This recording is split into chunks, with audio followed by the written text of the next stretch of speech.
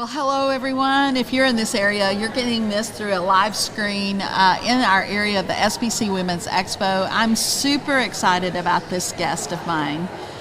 We met just really a few weeks ago in another event, and it's been a prayer answered for me. I'm super excited to have Lynda Casto, who is with Operation Christmas Child, and she's going to tell you a little more about what she does there and about what we, as a lot of us already know about, packing that shoebox for Operation Christmas Child. So tell us a little bit about what your role is there, Lynda, and then give us some history of Operation Christmas Child. That would be a good start for us. Sure, absolutely.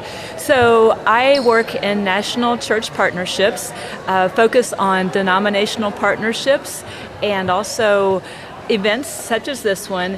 That's not necessarily a denomination, but the target audience is pastors and church leadership.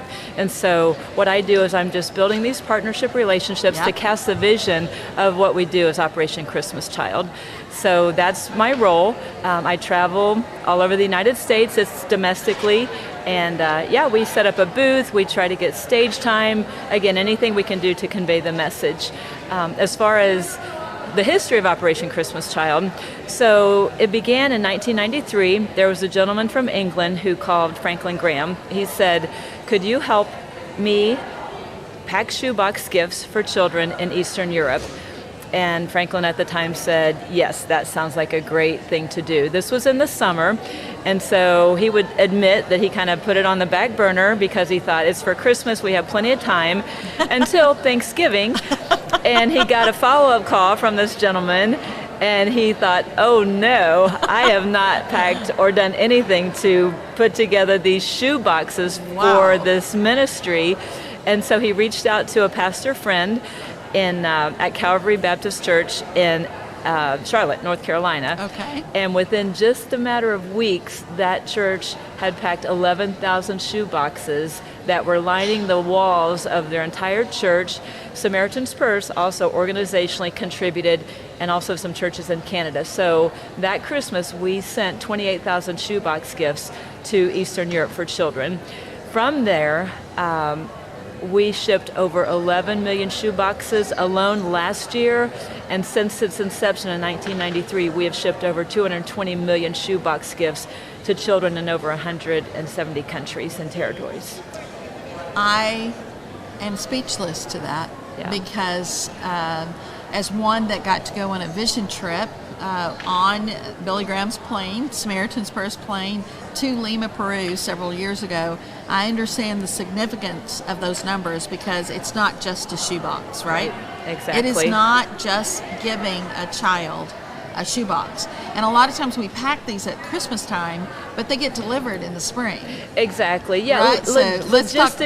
Logistically, there it is obviously Operation Christmas Child, but we're talking about domestic shipment to the coast and then containers going throughout the world, landing on and then transporting internal to that country. So all throughout January, February, March, these shoebox gifts are being delivered. And it's incredible to be a part of that because as you're unloading all of those boxes, and each spot that you go to, there are children waiting. Exactly. And they hear the gospel. Exactly. They hear the gospel, right? Exactly. And then they're given a shoebox. Right. So how many millions again? So last year alone, it was 11.3 million. Our goal was 11 million, and we surpassed that. Our goal for this year is 12 million. But since its inception, 220 million shoebox gifts. So how many people have received Christ through that? How many kids? Do you know? Yeah, so we base our numbers on, and we say numbers don't matter, but they do matter because we want to know, like, it's a soul, are right? we stewarding well, like what we say we're doing? Yes. And those who support the ministry, whether it's packing a shoebox gift or donating to the ministry, they want to know if what they're doing is effective. Exactly. And so, over 20 million children have made decisions for Christ, and that is based off of after they've gone through the 12-week discipleship program called The Greatest Journey, and then they really understand God is their creator, the problem of sin, and who Jesus Christ is, and what he did for them, and how they can be a friend of Jesus forever. And so that's the number off of that. Wow. Greatest Journey. That's just of the Greatest Journey. That's a discipleship tool, right? Exactly. So we talk about our ministry having 3 tiers: evangelism, which is a shoebox gift, that gospel presentation; the discipleship component, which is the Greatest Journey, the 12-week lessons; and then multiplication. We estimate that 6 people hear the gospel as a result of one shoebox gift, because families are invited to the graduation ceremony.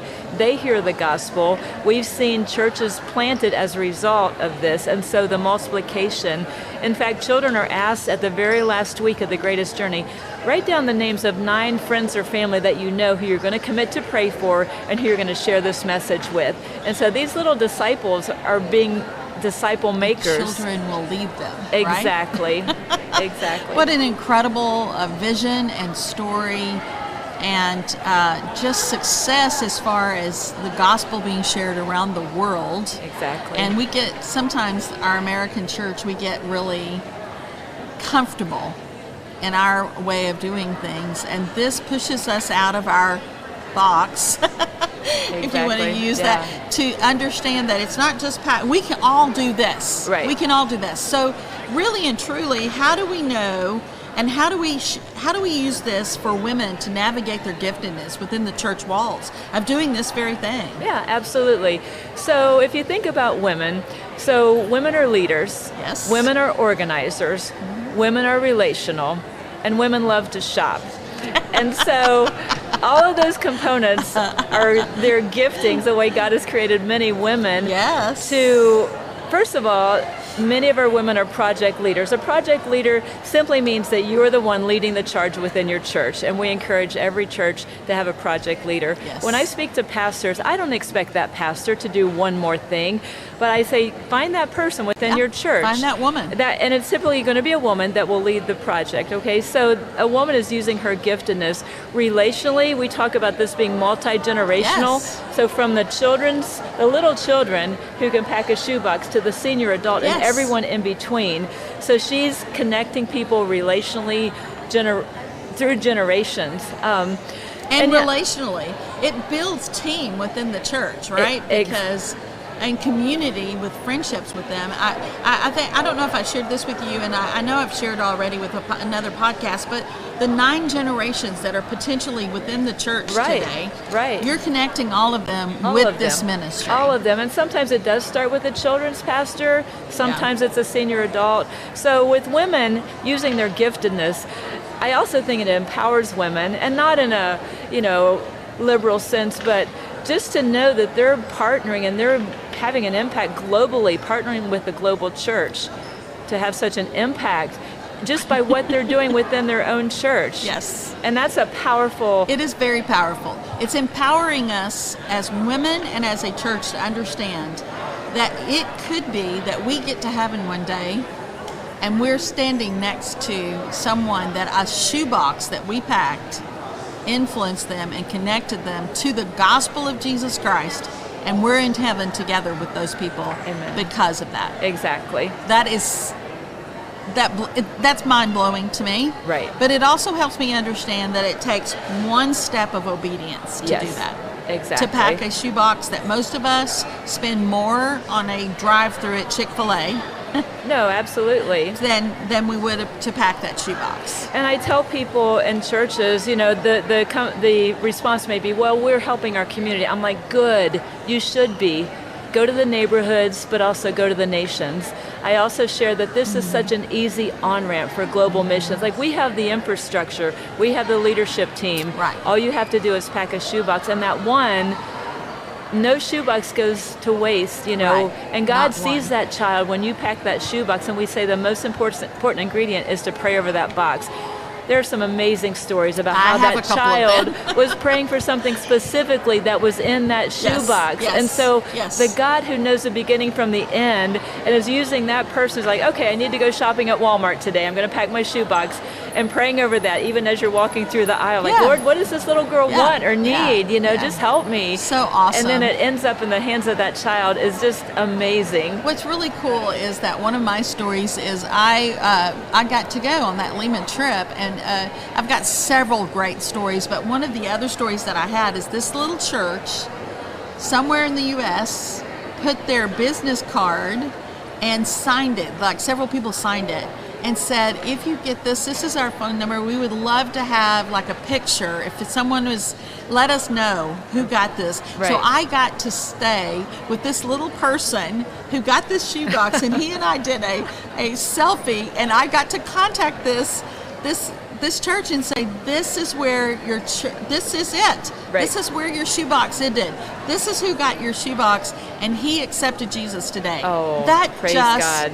lit them, and so much encouragement for them. Right. And I think they packed like several thousand boxes in this little church, less than 100. Right. And they were like, that lit them up, to Right. know that we had a part in someone receiving Christ as their Savior because of our shoebox. And think of it, getting back to women or anybody really, but you may never leave the United States, but look at where you're going Yes. through Operation Christmas Child. Look Yes. at the global impact Yes. that you're having. Yes, what a great statement right there. And we're going to ask you one final question. It's a personal question, and you and I have just met each other, and you've told me a little bit of your story. I admire you already, and I just think that you have been a very strong woman to carry through your story. What a blessing you are. To now, the Lord has freed you to do all that you're doing, which is absolutely incredible. From a caregiver to a woman who is sharing the love of Jesus by helping other people connect to share the love of Jesus across the globe, literally. What an incredible story. But here's the personal question. How has the gospel and serving in ministry as a woman impacted you? Yeah, so I would say that the Lord, again, He has our future in His hand. And so there are three things that drew me to Samaritan's Purse, three components that have always been woven into the fabric of my life. It's international, and when I was 16 years old, I went to live in Bogota, Colombia for a year. And so I saw things I never would have seen in Dayton, Ohio. Children on the street begging, washing windows, handicapped people, disabled people on the sidewalks, the poverty and the extreme conditions. And so that just opened my heart to the world that was much larger than what I had experienced. So international. The second thing is children. I've always loved children.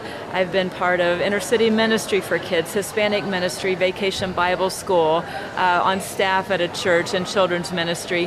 And then I have two of my own children who are young adults now, but I've loved everything about being their mom, every stage, and they're the loves of my life. And so, other than Jesus, but you understand what I'm talking about. As a mom. Absolutely. So children are precious, and Jesus speaks of the children. And then the third component is the gospel.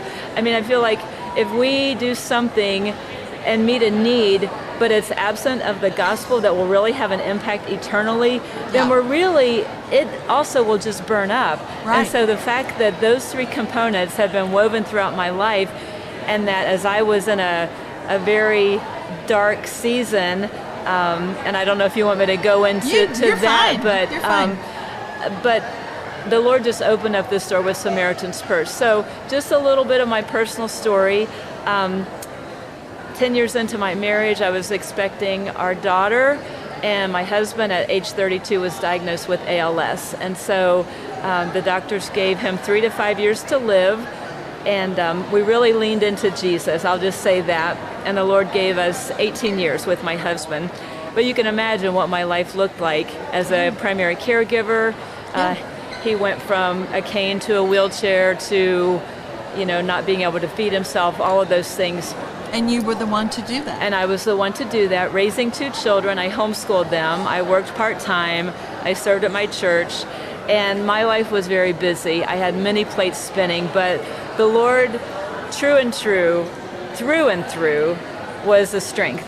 I mean, he sustained me, he sustained our family, and for all intents and purposes, I would say we were a pretty normal family. I mean, it looked different, but we were pretty quote-unquote normal. Yes. And in October of 2020, my husband passed away. He's now with Jesus. There's no more suffering, no more pain.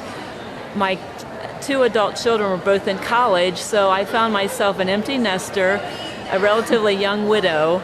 Yeah. My job had suffered because Yes. of COVID, and I was stuck. I mean, I was deeply stuck, deeply grieving because I married a wonderful man, but deeply grieving because of the length of what we'd gone through and the absolutely. depth of that. And I didn't know what to do with my life. Yes. I was able to spend time with the Lord every morning, and I would cry, and I would listen to worship music, and I would read my Bible, and then I would kind of get up and get on. And I was functioning. I wouldn't say I was in a deep depression, but I was just stuck. And so the Lord just prompted me. I'm like, I need a job. And the Lord prompted me to look at Samaritan's Purse. I applied. It was a seasonal position at a processing center in Atlanta, Georgia. I packed up my car. I moved to Atlanta for a month. And as God would have it, there were a lot of people, because again, it was post-COVID, who were from international headquarters at the processing center. And my prayer was, Lord, I'm going to be a floor manager. Part of my job is overseeing team coaches. That's all processing center language, but I said, Lord, just help me to make connections quickly, because I only have 4 weeks here and I want to serve people well. If this turns into something great, if not, it'll look great on a resume. Yeah, I had absolutely. no expectations of the Lord. And so from that, I was presented with an opportunity. Hey, we want you to apply for this position. This was December. I moved back home to Dayton, Ohio for Christmas. They encouraged me, continued to encourage me to apply. I applied, and then by February, they were flying me to Boone for in-person interviews and made an offer. And so that sacrifice, personal sacrifice, was leaving Dayton, Ohio, my children, and relocating to Boone, North Carolina. But I knew that God's hand was in it, and he had just opened up doors. Even travel, Diane. I travel all over the country, but it was a very difficult thing to be able to travel with a husband that was disabled. Yes. Like, there was a lot of planning that had to go into that. Yes. Even if he stayed home, I had to cover all the bases to get him covered.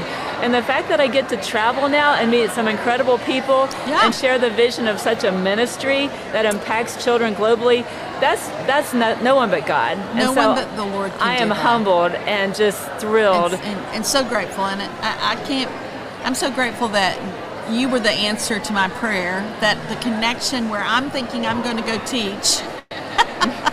And I did teach, and I did have my own exhibit, but then I met you.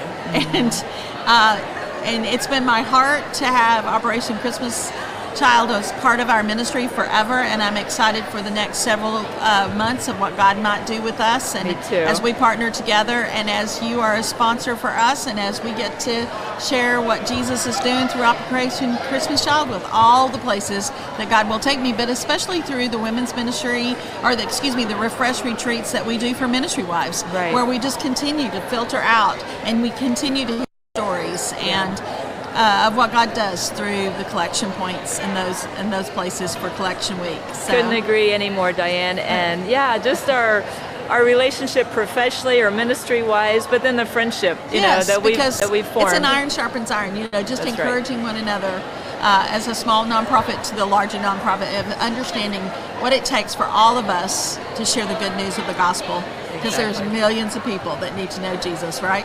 Absolutely. Children and their families. Absolutely.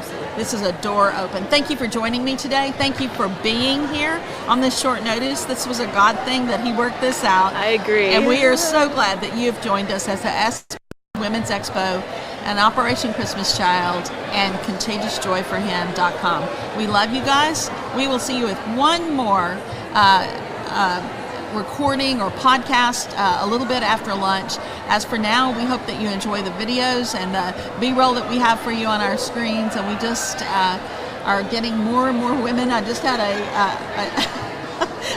a little eagle guy come up, somebody dressed like an eagle, a mascot, up into our area. That'll be interesting to see what that's all about. But we're glad that you were here with us today, and that you will continue to get connected in this area with all the great ministries that are in this area with us today. We love you, we're praying for you, and we're cheering you on as ministry wife. Until next time, I'm Diane Nix.